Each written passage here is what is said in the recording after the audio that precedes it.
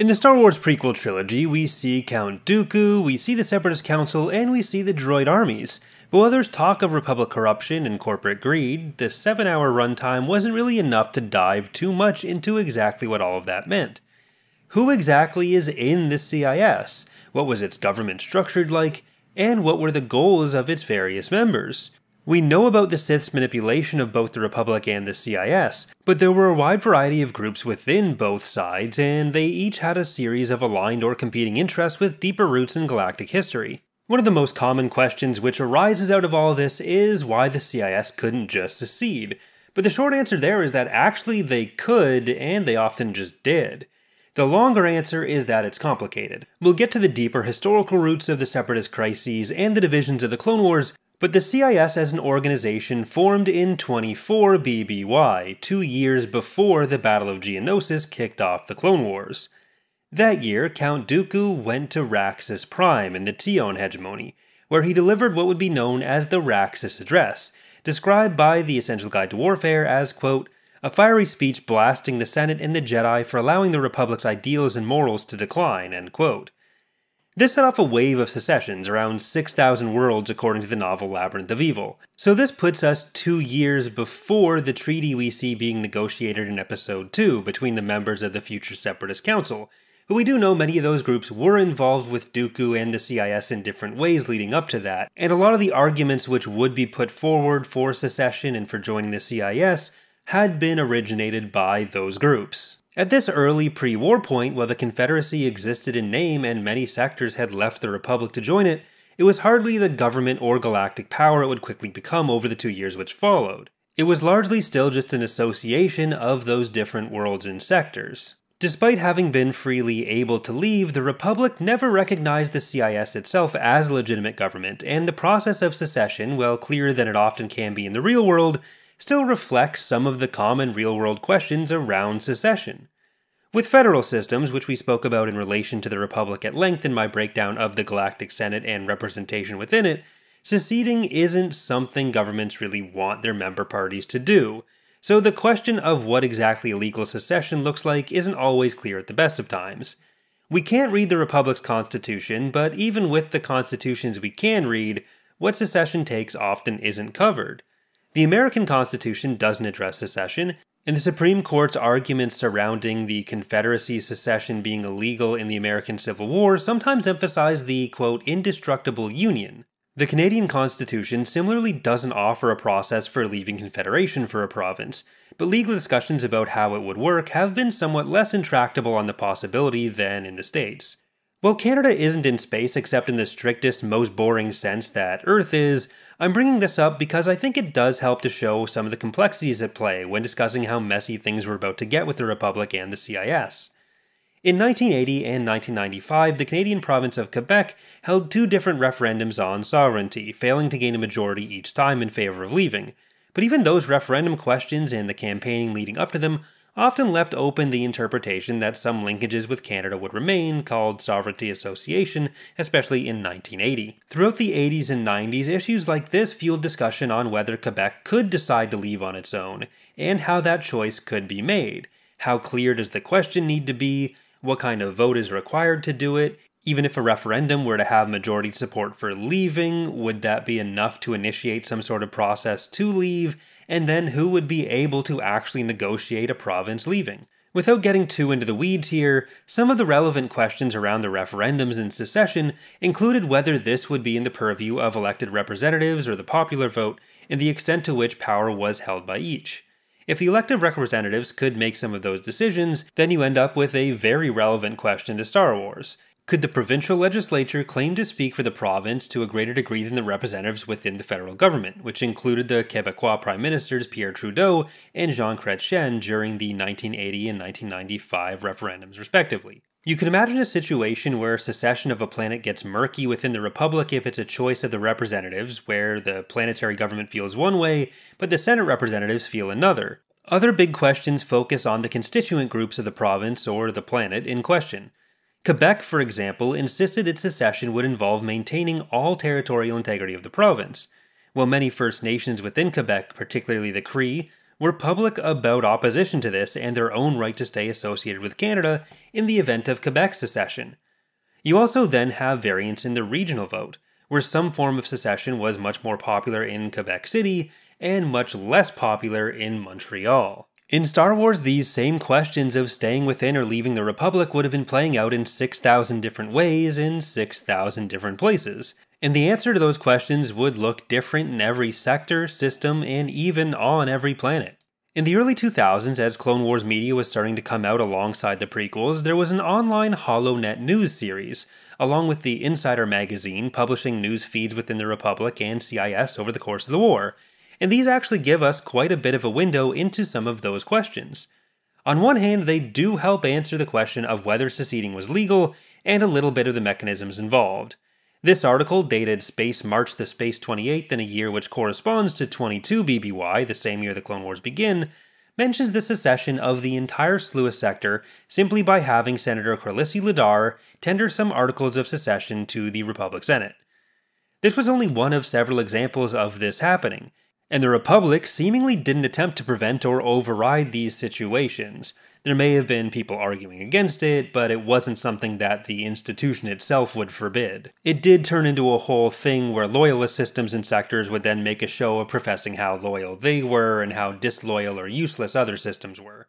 But we also see how sometimes this seemingly simple process would erupt into violence within some of those areas, both loyalist and separatist, based on the same internal divisions and ideas about who could legitimately claim to best represent the interests of a planet, system, or sector that we explored with the Canadian examples. We again get back to the question of which representatives have what authority to act. The senator may be able to present the Articles of Secession, but you could easily imagine a situation where the senator does that with full legal authority and yet an unclear mandate, especially if there hadn't been an election with that as a central issue, or if different groups within the area a senator represented felt very differently about it. The case of Antar 4 is only one of many which resulted in violence, but it gets brought up as a watershed moment in the Separatist crisis, where the Essential Atlas says secession was announced, quote, with bombing and blaster fire, end quote, along with another example, Ando. Antar 4, home of the Gotal species, was also home of the Gotal Assembly for Separation, a local political party in support of the CIS. During the 3-week-long New Year's period in the Star Wars galaxy, which I imagine must result in a ton of hangovers, a radical splinter of that party called the Roshu Sune attacked an enclave of Jedi supporters on Antar, the Antarian Rangers. And when I say Jedi supporters here, I mean an organization which assisted the Jedi, not just people who were fans of Jedi. A bloody battle then ensued, and opinion of the Jedi hit a new low for their failure to prevent that battle. All while the Jedi Council insisted that Count Dooku, as a former Jedi, couldn't be responsible for inciting all this violence. This and a subsequent kidnapping on the Gotal colony world of Atziri continued to radicalize the Gotals towards secession and against the Jedi, who were increasingly seen as unable to address the issues of the galaxy. Meanwhile, Corellia, one of the most high-profile worlds of the Republic, enacted its unique constitutional power, Contemplantis Hermi, allowing it to seal itself off from its political connections to the Republic and remain neutral under Senator Bel Iblis's leadership. These growing crises, especially the attacks like that on Antar 4, spurred the Senate into the passage of the Emergency Powers Act. This abolished Palpatine's term limits, which were coming to an end in what I'm sure was an absolute coincidence. In public, Palpatine remained vague on his position with respect to the ever-growing calls for the creation of a military to deal with the crisis, allowing him to look like he wasn't the one responsible for stoking as much of the crisis as his and Dooku's little Sithy hands could manage. What they may have been able to accomplish, and what you can definitely accomplish, is subscribing for more. Also leaving a like if you're enjoying the video so far. But while this explains a good chunk of the who and how when it comes to the early CIS growth and the Republic secession, it doesn't really answer what anyone wanted. Republic corruption is often cited here, but what does that actually refer to? There are a couple primary fault lines at play. The first is the uneven representation of the core, the mid-rim, and the outer rim within the Senate. This also, and not coincidentally, fits along lines of powerful, heavily human-populated worlds receiving a lot of representation, and non-humans often not receiving that representation. Representation in the Senate went through a variety of forms over galactic history, and as the Republic grew, power became increasingly concentrated in the hands of a few of these heavily populated worlds. Originally, every system was directly represented within the Senate. This turned into an absolute mess as more and more systems joined. Rather than dividing up the Republic into further levels of representation or another alternative to keep each body a reasonable size and maintain some form of equitable representation, the so-called founding tyranny of the Republic came about.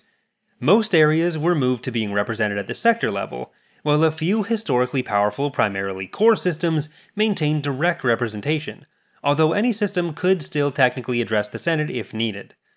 Sectors at this time were small, inconsistent constructs, so as the Republic again continued to grow, these eventually also numbered in the millions, and gridlock came back with a vengeance. This time to get around it, they continued to not do anything sensible and instead just told a bunch of senators they don't actually get to vote. Democracy accomplished. 1,000 years before the Battle of Yavin, Chancellor Tarsis Valorum, ancestor of Chancellor Finis Valorum from Episode 1, thought he had the answer with the Ruusan reformations following the New Sith Wars. Unfortunately, this answer also sucked. Sectors were redrawn and compressed into 1,024 sectors, with one representative each, which really just meant that often a single planet had representation within that sector, and if you didn't happen to be one of the groups the senator wanted to have in their delegation, then sucks to be you.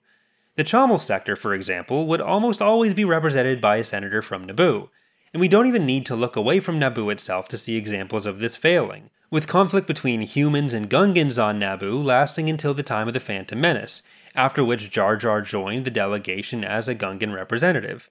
But even at this scope, many sectors as a whole felt unrepresented. When presenting their articles of secession, Senator of the Lahara sector, Tirika Bremick, said, "I have no doubt that many of my colleagues here have no idea where the Lahara sector is. They couldn't even find it on a map if their careers depended on it. For the record, it's here in the Galactic North." So we are all able to find it now. Like I said, I've already done a video on representation within the Senate, so I won't continue going too far down on the inherent issues of representation, other than to say that this was a big force in many planets feeling they weren't properly represented, and why even the technically existing means to secede weren't always as clear-cut, as our real-life Canadian examples illustrated as well. There's always a level of granularity at which this representation will begin to fall apart. So between internal tensions on whether a given sector should or shouldn't leave, the sheer volume of secession happening at once cutting off Republic enclaves down major shipping lanes, what may normally have been a legal right leaving the Republic, quickly made it obvious that war was coming on some level. The bombing of Padme Amidala's ship on Coruscant itself was only one more violent incident in a long line, albeit much closer to home for the Republic's elite than many prior incidents had been. The second major fault line, and the one which is actually cited most often by Confederate Separatists, so the reason that they say that they were leaving, will also come back to the Ruusan reformations down the line a bit. This is the galactic economy and the want for free trade. As much as centuries and millennia of interspecies conflict may have informed where the fault lines would fall, when you look for the explicit reasons stated for seceding from the Republic, joining the CIS, or justifying the war, the economic impact was almost always what was called out. And this is where the influence of the megacorporations is most notable, even when their direct involvement in the CIS was still growing. The Abrian sector, which included many agro-worlds like the planet Yukio, seceded saying they were being overburdened by taxes and bureaucracy, and they hoped by leaving they would get more profits for their farmers, and also that many of the neighboring worlds they serviced had already left anyways. The Lahara sector, which I mentioned earlier, had similar agricultural focuses and cited similar concerns.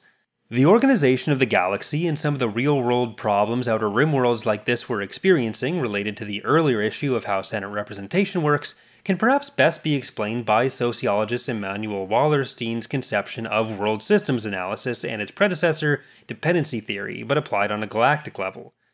At its core, which is funny for a reason you'll understand in a moment, world systems analysis engages with the world economy as one worldwide system, organized into core, semi-periphery, and periphery, with development in the periphery being geared towards extraction of resources for the benefit of the core, so all surplus value goes to somewhere else. The statements explaining why these sectors seceded, and even the depiction of Naboo in the novel Darth Plagueis, show how apt this formulation can be for Star Wars in particular. Many of these worlds are entirely geared around producing raw materials which then get sent to build up the industrialized core even more, both in the galactic astrographical sense of the word core and in the theoretical world system sense. At the same time, some other dimensions of the logic behind the CIS's secession, especially as it's embodied by the megacorporations, show why ultimately the political aims of the CIS members were contradictory and doomed to fail. If the Republic was a diseased body, The megacorporations whose ideas they were supporting and repeating in their secession, and to whom they looked for defense, were the disease, not the cure. It's like going to Elizabeth Holmes and Sam Bankman-Fried for leadership on rooting out the corruption and exploitation they represented, then deciding the regulation stopping them was the issue.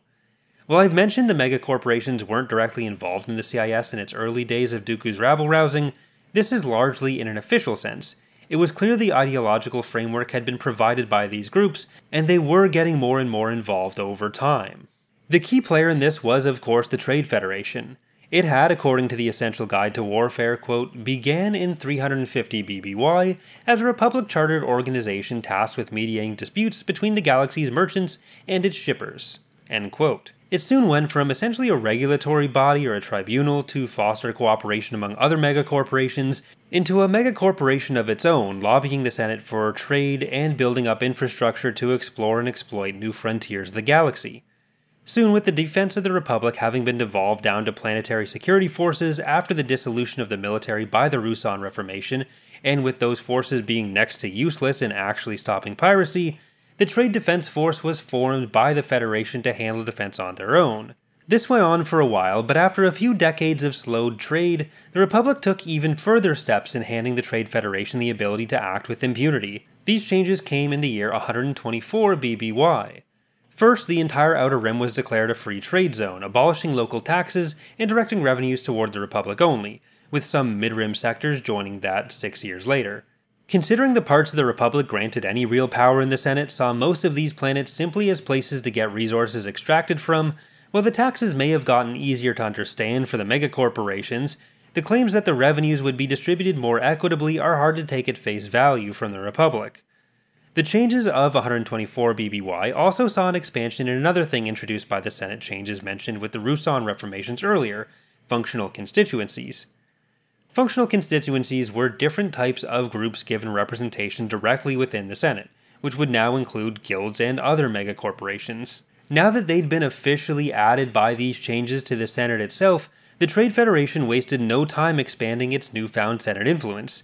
They were able to buy and bully their way into controlling the votes of many poor sectors, soon becoming a dominant force in the Senate, allowing them to, quote, hamper competitors, influence courts, and stall legislation they opposed, end quote. The Outer Rim in particular became essentially the Trade Federation's playground. If the economy was set up in a way which extracted from the periphery and gave surplus value to the core before, the Trade Federation exacerbated that at every opportunity. Many in the Rim were opposed to this expansion by the Federation, but while the empowerment of the Trade Federation hadn't necessarily been the goal of the reforms of 124 BBY, the alternative means to protect trade in the Rim via a central military had ironically been too scary for some, fearing an increased militarization of the galaxy which ended up happening anyways in these private hands, so once again the Outer Rim felt hung out to dry by the Republic. Armed resistance began forming against the Trade Federation by at least the 50s BBY, with one group, the Nebula Front, gaining galactic attention as they violently took the Trade Federation on. Some in the Senate sympathized and were concerned about not just the Trade Federation, but similar moves by their allies like the Banking Clan and the Corporate Alliance, but they also ironically worried the Nebula Front was too extreme and would grow into a separatist movement. Roughly 2 decades later, Senator Palpatine convinced Chancellor Valorum, who was highly critical of the Trade Federation, that the right move was to remove the free trade zones in exchange for the conglomerates being able to build whatever they felt was necessary for defense, ultimately pushing more power into the Federation's hands militarily to support the war Palpatine was secretly orchestrating, while also galvanizing those conglomerates together by telling them they were now subject to taxes again. They would, however, still be free to engage in the exploitation of Outer Rim worlds like Naboo, which just happened to be where they went further than they could get away with. One of the things I'm less of a fan of, which the Clone Wars cartoon leans heavily into, which applies to both Legends and canon, is establishing that the megacorporations like the Federation and Banking Clan are actually still part of the Republic, with their Senate representation intact, and they're technically not openly part of the CIS, but this does only go so far. The claim ends up being that there's kind of a schism, where Gunray and the other representatives on the Separatist Council are renegades leading other factions within those groups. But even in the Clone Wars, this turns out to be basically a fiction, so it ultimately doesn't impact the reality of the situation too much. It's actually something which does extend back before the Clone Wars cartoon. Issue 65 of the Star Wars Insider Magazine's CIS Shadow Feed update has a whole section about the Republic occupying theoretically neutral Banking Clan territory. What the Clone Wars also does, though, is give us a look at the civilian government of the CIS, splitting the leadership of the CIS between the Separatist Council as basically an executive body run by the conglomerates and Dooku, responsible for executing the war, and then we have the Separatist Senate on Raxus Secundus, the neighboring planet to where Dooku broadcast his first address from, which is the legislative branch of the CIS's government. This Senate was presided over by Congress leader Beck Lewis, whose position seems to be more like Speaker of the House than, say, Prime Minister, but I'm not 100% clear on that. Funnily enough, despite the fact that their war effort was largely and clearly coordinated by the same conglomerates which represented the corruption of the Republic, one of the senators in the peace attempt arc featuring the CIS Senate calls out that, unlike the Republic, corporations don't rule them. It's certainly true that many in the CIS were aiming to have self-rule rather than joining for the sake of replacing the Republic with a new Republic and a new Senate, which just happened to be more blue, primarily in the Outer Rim, and largely under the thumb of megacorporations. But the mass wave of secession sparking tensions in a war meant more cohesion was needed. The CIS war effort even started out far less coordinated between different conglomerates and local forces, but one of General Grievous's most notable achievements was bringing together these elements to one more cohesive force, which he then used to depopulate entire systems in some cases. The downside to the lack of regulation and independence they thought they would be gaining is that the Trade Federation and other conglomerates had already shown how little regard they had for these worlds under the Republic. The roots of the calls for free trade to return had basically been the Trade Federation's growing want to exploit these worlds and act with impunity once again. So many CIS planets were caught between a rock and a hard place. They could either side with the Republic whose decay had enabled these conglomerates to exploit them, or they could side with the conglomerates themselves. The Trade Federation was, after all, a creature of the Republic, and one it had rarely shown either the willingness or the ability to temper. Ultimately, it's hard to see the CIS as an organization as anything other than what it really was, an attempt by the Sith to hoodwink overly powerful conglomerates to take advantage of the support from disaffected and underrepresented groups within the galaxy, making them all act against their own competing interests and push a faltering Republic over a brink it had slowly been led to by those same megacorporations and Sith Lords for a significant portion of the last millennium at least. The fault lines between the core and the rim, or the core and the periphery, as well as the humans and non-humans, grew even more stark within the Republic throughout the war, and the crises which preceded it. Statute 312b, for one example, expanded the voice of the core and inner-rim worlds at the expanse of the outlier worlds even more, while fascistic, humanocentric organizations which grew especially powerful under the Empire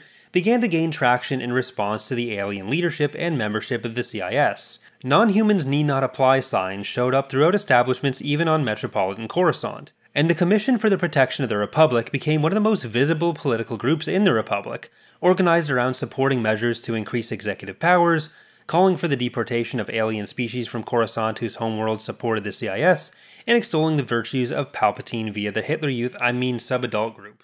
At least some criticism was levied for their completely human makeup, with the response being that they just hadn't happened to make it through reviewing the applications of non-humans, and who they definitely wanted in their group as well. That's going to do it for now. I'd like to do a video soon expanding on the periphery and the core explanation with a deeper dive into world systems theory and applying it to Star Wars, but we'll see if there's enough juice there. This probably won't be the last video released this year, but I do want to take a moment to thank all of you for your support over the year, and especially in the last few months. These have been the biggest months in the channel's history, even during slower periods for Star Wars content and interest more generally, and I can't say enough how much that means to me. I especially want to give a shout out to MarMar, who edited many of the recent videos, including this one, which has been a big part of allowing me to branch out more and increase the output of the channel. I'd love to keep that momentum going into 2024, so if you haven't yet, please consider subscribing for more Star Wars. Thanks for watching.